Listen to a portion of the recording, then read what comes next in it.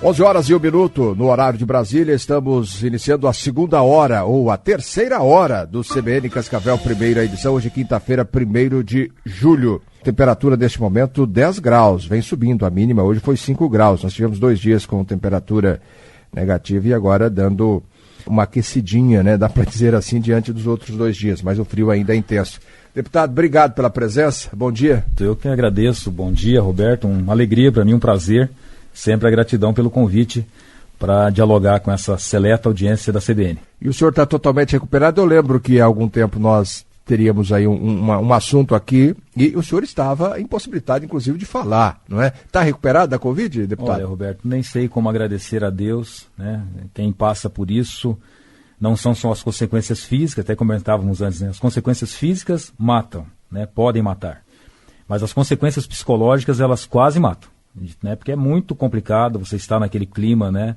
Quem já viveu o Covid, especialmente mais recentemente, quando se acentuaram esses casos de mortes, intubações, enfim, sabe do que eu estou falando. Então você fica realmente uma tensão muito grande.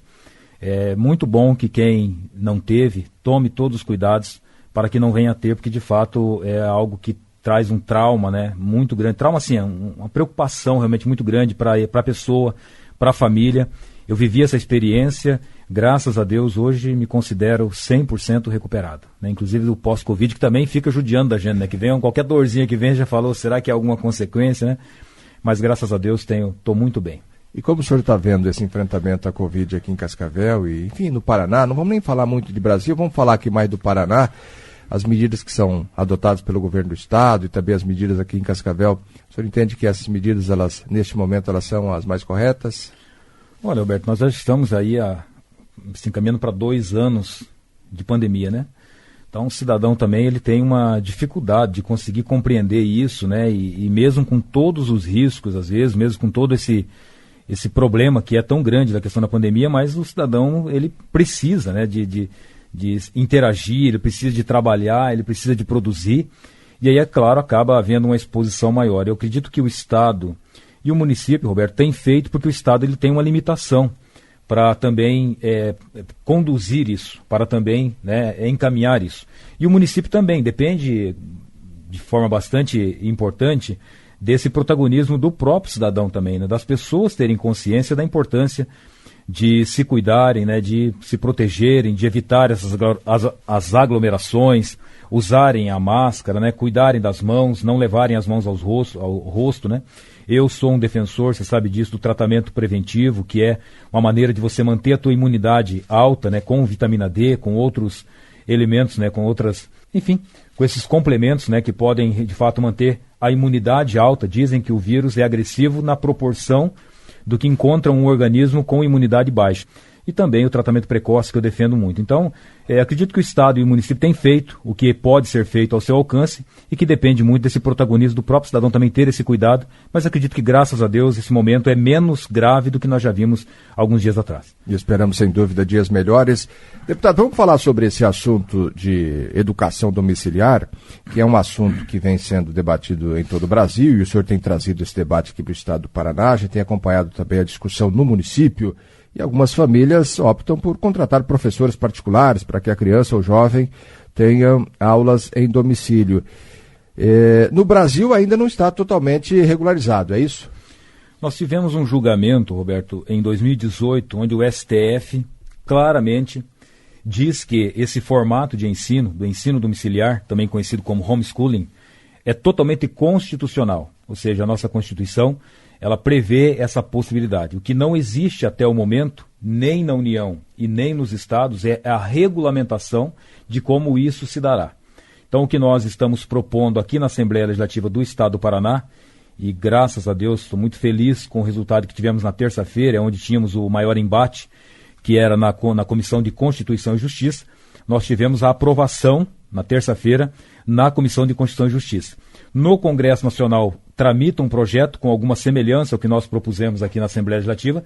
Também já houve aprovação na CCJ no Congresso Nacional. E depois dessa deliberação, desse entendimento do STF em 2018, houve aí uma aprovação de uma lei, que é a única lei que está em vigor até o momento, que é no Distrito Federal.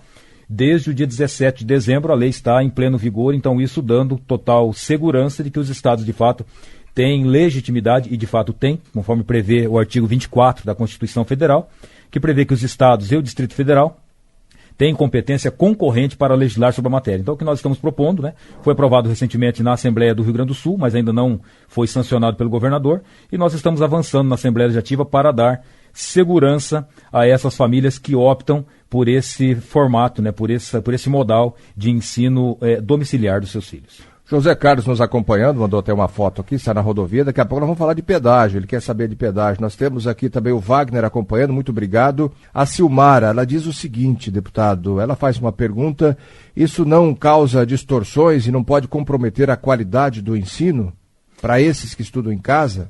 Veja, Roberto, embora os pais adotem essa responsabilidade de ensinar os seus filhos, todo o conteúdo programático ele é repassado pelo Estado, porque é isso que a Constituição prevê. Uma união entre família e Estado é que deve caminhar a educação e o ensino das crianças. Não é só o Estado, não é só a família. É o Estado e a família, o que prevê a Constituição. Então, o Estado apresenta o conteúdo que deve ser exatamente o mesmo da grade curricular estabelecida para as escolas públicas e particulares, e os pais ficam com essa responsabilidade de repassar esse ensino a seus filhos, com a responsabilidade também do Estado de, frequentemente, de acordo com o que o Estado definir, 4 meses, 3 meses, 6 meses ou 1 ano, fazer uma averiguação, uma verificação se as crianças de fato estão aprendendo como devem aprender. Uma avaliação, literalmente uma avaliação. Então não é, tem um formato chamado unschooling, que é não ensinar. Não é o que nós defendemos, evidentemente. Nós defendemos o homeschooling, que é o ensino em casa, mas com todo o acompanhamento do Estado, de acordo com o conteúdo e com a verificação do quanto as crianças estão aprendendo. Algumas pessoas fazem referência aqui, deputado, ao ensino que hoje, o ensino regular, a questão de gênero, uma série de coisas. A opção dessas famílias, aquelas que defendem, de repente, o ensino domiciliar, é porque elas entendem que nesse ensino regular há distorções, até de princípios? As razões, Roberto, que levam as famílias a optarem pelo ensino domiciliar são os mais diversos possíveis. Inclusive religiosos, mas não só religiosos. Inclusive conceitos de valores e princípios que entendem que a escola ao qual seu filho poderia ir não atende aos seus princípios e valores. E a criança, ela deve, quem tem o poder, a autonomia e o direito legítimo de educar os seus filhos é a família. Sempre foi em toda a história da humanidade e continua sendo. Então, mas não é só, tem casos de bullying que levam os pais a entenderem que seu filho está tendo um prejuízo maior na escola e por isso optam pelo ensino domiciliar. Tem casos onde os pais entendem que alguns ambientes escolares apresentam um risco, né, inclusive de envolvimento com pessoas que eles não gostariam, como, por exemplo, a questão de drogas e tudo mais. Isso também traz segurança para os pais educarem em casa os seus filhos. Então, são uma série de motivos, as razões são as mais diversas possíveis, inclusive essa de muitos pais que têm esse receio de seus filhos receberem ensinos que não condizem com seus valores, inclusive a questão de ideologia de gênero também. Vamos aproveitando aqui as manifestações dos ouvintes, o João Paulo também interagindo. A Vanilce, foi feita audiência pública, o que pensa a população a respeito? E se são muitas famílias que defendem essa proposta no Paraná? Nós temos no Brasil, segundo o levantamento da Associação de Ensino Domiciliar no Brasil, Roberto, hoje em torno de 18 mil famílias que já adotam o ensino domiciliar no Brasil, mas isso porque há, até o momento, uma dificuldade muito grande, porque como não há legislação, não há regulamentação da matéria, há, em muitos casos, até mesmo uma certa perseguição por parte do próprio Ministério Público, que entendem que, como não há regulamentação, não levar o filho à escola pode ser entendido como abandono do ensino da criança. Então, há uma dificuldade muito grande, essas famílias elas têm enfrentam realmente assim, muitas nuances que dificultam. E mesmo com essa dificuldade, nós temos um número imenso no Brasil, no Paraná, tem um número imenso também, que a gente não tem um número claro, porque como não é regulamentado, não tem como você saber, mas de maneira especial a cidade de Cascavel é talvez a principal cidade que tem o maior número de famílias que já adotam o ensino domiciliar, mesmo sem haver a regulamentação. Mas ele tem toda uma dificuldade, você deve ter visto agora tempos atrás, uma menina que passou lá em 5º lugar na Universidade de São Paulo, que tinha feito todo o seu ensino como ensino domiciliar, nunca tinha sido matriculada, e tinha tido lá uma dificuldade, a universidade teve que entrar com ação judicial para conseguir ser admitida, mesmo sendo aprovada em 5º lugar no vestibular, porque não era regulamentado o ensino domiciliar. Então são muitas famílias no Brasil e no Paraná também, são centenas e centenas, talvez milhares. Mais uma pergunta aqui, pedimos até a compreensão dos ouvintes para que a gente possa abordar outros temas também. O João Paulo, ele diz o seguinte: nesse caso, seriam para os primeiros anos escolares, teriam uma idade limite até os 18? É todo o ensino inicial, né? Até o ensino médio. Todo esse até o ensino médio. Até o ensino médio. Isso poderia todo ser feito em formato de ensino domiciliar. E o que se propõe no Brasil, Roberto, é algo que já não é uma coisa que está nascendo da nossa cabeça, da minha cabeça, da cabeça de alguns pais que adotam isso sem nenhum fundamento. Não. É um formato que já existe em 66 países no mundo. Já está regulamentado em 66 países no mundo. O maior deles é os Estados Unidos, onde mais de 2 milhões de pessoas já são acolhidas pelo ensino domiciliar. Então, uma coisa já pavimentada, né, em todo mundo que tem um ensino realmente regulamentado. O que falta no Brasil é essa regulamentação, e é isso que nós estamos propondo para dar essa segurança a essas famílias, e o nosso principal foco, Roberto, é justamente esse, de defender o direito dos pais decidirem. Não é e jamais será uma obrigação de os pais ensinarem seus filhos em casa, não. Passará a ser, de fato, legitimamente um direito de os pais decidirem se querem que seus filhos estudem numa escola pública, poderão levar seus filhos à escola pública. Se querem que seus filhos estudem numa escola particular, poderão levar seus filhos a uma escola particular. Se quiserem que seus filhos estudem em casa, no ensino domiciliar, poderão fazê-lo com essa segurança a partir, com a graça de Deus, assim nós esperamos, dessa aprovação na Assembleia Legislativa. Vamos acompanhar os próximos desdobramentos. Daqui a pouquinho nós vamos falar sobre pedágio. Gostaria de ouvi-lo também sobre política partidária. É o que alguns ouvintes também se manifestam aqui no WhatsApp da CBN. O João Paulo, foi respondido. João Paulo diz aqui, 18 anos, está legal, diz ele aqui. Bom, legal. Vamos falar um pouquinho sobre licença-prêmio? Mandar um abraço para todas essas pessoas aí que interagiram. Isso. É sempre importante, tem muitas pessoas, Roberto, que são contra, às vezes, o formato de ensino domiciliar, justamente por desconhecerem o que é, de fato, o quanto que essas famílias que desenvolvem esse formato são eficientes, então uma preocupação muito grande com o aprendizado dos seus filhos, né? Então, às vezes por desconhecer. Então é importante essas perguntas também para esclarecer. Quem tiver curiosidade pode entrar nas nossas redes sociais, mandar mensagem, e eu vou responder, inbox inclusive, né? Pode mandar mensagem, acompanhar todo o trabalho que está sendo feito. É um trabalho bem bonito que vai realmente dar esse direito aos pais. Nada mais do que isso, apenas um direito dos pais poderem escolher. E sobre licença-prêmio? Licença-prêmio talvez tenha sido aí esse projeto votado agora recentemente na Assembleia Legislativa, onde o Ministério Público propôs ali a recriação da licença-prêmio para os servidores do Ministério Público, e que eu, evidentemente, entendendo que isso é um disparate, na minha humilde opinião, mas votei contra, evidentemente, todos os projetos, porque não é momento de nós pensarmos, né, em criar esse tipo de prestígio, de privilégio, de diferenciação dos demais trabalhadores, dos demais servidores. E aí fui bastante cumprimentado até pela Associação Comercial e Industrial aqui de Cascavel por esse voto, que é um voto bem honesto. Acredito que esse não é momento para se debater 3 meses, né, de licença ou até mesmo de qualificação, longe do trabalho a cada 5 anos trabalhados. Mas infelizmente assim como outros vários deputados, fomos voto vencido, e na minha opinião, infelizmente, o projeto foi aprovado, mas não com o meu voto foi contrário. Falar um pouquinho de pedágio, inclusive, deputado, hoje teria uma reunião na SIC, a reunião dos empresários, essa reunião foi cancelada. A gente está observando, depois daquele primeiro momento, onde houve uma proposta colocada e a manifestação, a pressão aqui do setor produtivo, depois o ministro veio, o próprio governador conversou com o presidente Jair Bolsonaro, e aí o ministro Tarcísio de Freitas falou em ajuste fino, de repente retira uma praça aqui ou coloca apenas com valor de manutenção. Há também aquela informação de que não dará tempo para concluir o processo, e o próprio governador Ratinho Júnior já disse que dia 27 termina, dia 28 o Estado já assume as praças, ou já assume as rodovias. Mas tem aquela questão também, as rodovias do Estado sim, mas as rodovias federais, não é? Como que o senhor vem acompanhando essa discussão? Estamos avançando? É possível que se tenha realmente uma proposta que possa atender o anseio da população paranaense?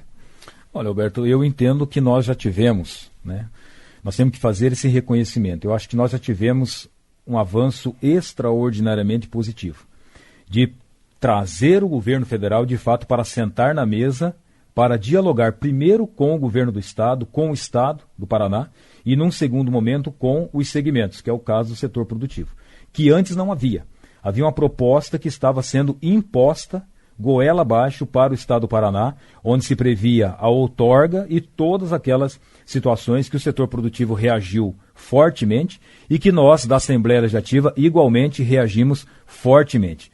E aí, claro que essa reação, e acredito que a Assembleia Legislativa, por meio da frente parlamentar, que discute essa questão do novos contratos de pedágio, da qual eu também faço parte, teve um papel protagonista no sentido de dar voz nas audiências públicas, muitas que foram realizadas em todo o Paraná, onde trouxe a voz, inclusive, de maneira especial do setor produtivo, que gritamos alto e o nosso grito foi ouvido em Brasília. E aí, o governador, com todo o seu compromisso, com todo o seu amor pelo nosso Estado, sabe da importância dessa pauta, também entrou, já esteve desde o início, mas de maneira mais forte nos últimos dias, para dialogar abertamente com o governo federal, e aí obteve esse compromisso de que o que o Estado do Paraná entender que é o melhor, assim será. Então agora, nesse momento, nós temos essa possibilidade que foi anunciada ontem, inclusive, em que o governo já começa a dialogar com o setor produtivo para definir os detalhes, mas tudo aquilo que havia de rejeição maior, acredito que nesse momento já há aí um aceno de superação daquilo que era mais grave, né, dentro dessa questão do pedágio. Vamos acompanhar, não é? Nós deveremos ter novidades, inclusive, nos próximos dias sobre essa nova modelagem. Vamos falar um pouquinho sobre política. O Adilson interagindo conosco, o Guilherme também. O senhor continua na expectativa de ingressar num novo partido, é isso? Roberto, nós temos aí um prazo, né, que é o prazo legal, que é a alteração de sigla partidária para os deputados, que é o meu caso, ela só poderá ocorrer em março de 2022. Então, nesse momento, nós estamos nessa construção, né, mas evidentemente já avaliei, já anunciei, já comuniquei ao presidente estadual do partido, ao qual estou ainda filiado por essa questão jurídica até março do ano que vem, ao PDT. Já comuniquei que deixarei o partido no prazo oportuno e agora nós estamos aí construindo esse diálogo para essa migração no prazo devido, né? Há esse discurso, esse diálogo já bastante avançado com os Republicanos, enfim, todo esse trabalho que nós estamos fazendo aí na questão partidária, Roberto. E o Republicanos, ele é um partido aliado ao presidente Jair Bolsonaro lá em cima, é isso? Sim, é aliado ao presidente Jair Bolsonaro, aliado ao governador Ratinho Júnior, então é um partido que a gente sabe onde ele está colocado. É a pergunta aqui do Everton, a gente estava nos atentando mais à questão do Estado e local, mas os ouvintes, e até acompanhando a programação nacional, eles acabam também fazendo referências à política nacional. Ele pergunta aqui, gostaria de saber do deputado como que ele vem acompanhando a CPI da Covid-19 e essas denúncias que pesam contra o presidente Jair Bolsonaro, se ele acha que pode haver algum comprometimento nas eleições de 2022, de forma que o Brasil tenha prejuízos políticos. Bom, a CPI está em andamento, nós temos até situações que envolvem, e foi citado aqui o paranaense que é líder do governo, que é do PP, Ricardo Barros. Como que o senhor vê essa discussão toda da CPI e essa crise que se forma também no campo político? O Arthur Lira já disse que não vai fazer nenhum encaminhamento para que se tenha aí um processo, né, de impeachment, enfim. Como é que o senhor vê tudo isso? É ruim para o país, Roberto. Você veja, quem está acompanhando a CPI, quem está acompanhando a pauta nacional, vê claramente que não é uma CPI isenta. Não é uma CPI imparcial, né? Então você vê que tem ali inúmeros interesses, muitos interesses. Evidentemente, me parece muito claro, aí no sentido de sempre, né, apresentar pautas que possam, de certa forma, desconstruir a imagem do presidente Bolsonaro. Então, assim, nós vemos ali Renan Calheiros presidindo uma CPI que, para quem acompanha um pouquinho da pauta nacional, sabe o que significa Renan Calheiros para o Brasil. Desde sempre, né, um político que tinha aí mais de uma dezena de processos inescrupulosos, né, dentro do Supremo Tribunal Federal. Então, é evidente, Roberto, que toda essa exploração, evidentemente que a gente não quer com a fala aqui, Roberto, inocentar ninguém. Quem tem culpa no cartório tem que pagar e que se comprovado os culpados, devem de fato ser independentes. Nós não temos, como eu sempre digo, Roberto, eu não tenho bandido de estimação, pelo contrário. A minha formação de policial federal que combate em primeiro plano a questão da corrupção, que é o primeiro passo que norteia o meu apoio ou o meu não apoio a um tipo de governo, que é por isso que eu tenho grande orgulho e honra nesse momento de defender o governador Ratinho Júnior aqui no estado do Paraná, porque não é que nós não vemos uma denúncia, nós não vemos sequer um indício de prática de corrupção nesse governo, e por isso que eu tenho a honra de defendê-lo. Agora, nós não estamos aqui defendendo ninguém, agora nós temos que ter esse olhar atento para não sermos induzidos a um tipo de entendimento que possa não coadunar com a verdade total. Se os que há de culpados devem ser punidos, mas nós temos que estar atento ao que pretende essa CPI de fato. Se pretende de fato trazer à tona algumas situações que prejudicam o Brasil, ou se pretendem desestabilizar o governo, e isso sempre acaba trazendo maiores prejuízos para o país do que benefício. Mas nós estamos aí acompanhando e vamos, claro, dar toda a atenção, né, para que o país, dentro do nosso contexto, né, não seja prejudicado com situações que podem ser tendenciosas. Né? O Caio também nos acompanhando, Bonfim. E nós temos aqui a Cecília. A Cecília diz o seguinte, nós já estamos com o horário um pouco avançado. A Cecília, obrigado, Cecília. Ela diz o seguinte, gostaria de saber do deputado Márcio Pacheco sobre o voto impresso e sobre o urna eletrônico, o que ele pensa? Meu Deus do céu, eu sempre fui, Roberto. Eu acho o maior absurdo do mundo o sistema de votação que existe hoje no Brasil, na minha opinião. Não, na minha avaliação, não existe sentido para o Tribunal Superior Eleitoral dizer que não consegue fazer a impressão do teu voto para você conferir antes de ser depositado na urna, Roberto. Se é possível imprimir uma notinha de uma maquininha de cartão de crédito, como é que não consegue se verificar para você verificar o teu voto antes dele ser inserido na urna, para que depois, numa eventual dúvida, possa haver a verificação? Nós estamos à mercê do que uma máquina diz que foi e o que a Justiça Eleitoral depois diz que foi. Eu sou totalmente defensor do voto impresso para que se possa comprovar, e isso é com a comprovação possível que se estabelece, na minha opinião, a democracia plena com segurança. Então eu não consigo entender por que é que no Brasil já não foi implementada a questão do voto impresso. Sou um defensor absoluto do voto impresso no Brasil. O César, para a gente fechar aqui, o deputado acha que pode ter havido fraude nas eleições para prefeito em Cascavel? Veja, Roberto, eu não tenho condição, não é adequado eu fazer esse tipo de Ele faz referência ao comentário quando o senhor falava sobre a urna eletrônica. Aconteceram as eleições, o sistema que nós temos hoje, reconhecido no Brasil, que tem amparo legal, é o sistema que nós temos, e nós temos que defender e respeitar a lei. Eu entendo assim, tem que ser aprovado, tem que ser implementado no Brasil o voto impresso. Agora, questionar os resultados que já estão postos, eu acho que aí fica bastante complicado fazer esse tipo, né, de reflexão. Eu respeito a decisão que foi apresentada, respeito inteiramente, né, e porque entendo que isso é o que está posto, e o que está posto tem que ser, na minha opinião, aceito, é o que a lei assim definiu, e não vou fazer qualquer tipo de comentário em relação a isso, evidente. Deputado Márcio Pacheco, muito obrigado pela gentileza de nos atender, pela entrevista aqui na CBN. Que é isso, Roberto, eu que agradeço. Um grande prazer sempre, e que tenhamos aí um bom fim de semana, né? Que Deus proteja todos desse Covid aí, que nos dê dias melhores, né? Com a graça de Deus. E vamos continuar sempre trabalhando, defendendo a nossa região oeste do Paraná. Quem quiser interagir conosco, entre em contato nas nossas redes sociais. Obrigado, Roberto. Deus abençoe a todos. Conversamos com o deputado estadual Márcio Pacheco, falamos sobre educação domiciliar, falamos sobre pedágio, respondendo também questionamentos e observações dos ouvintes da CBN. 11h26, breve intervalo, já voltamos.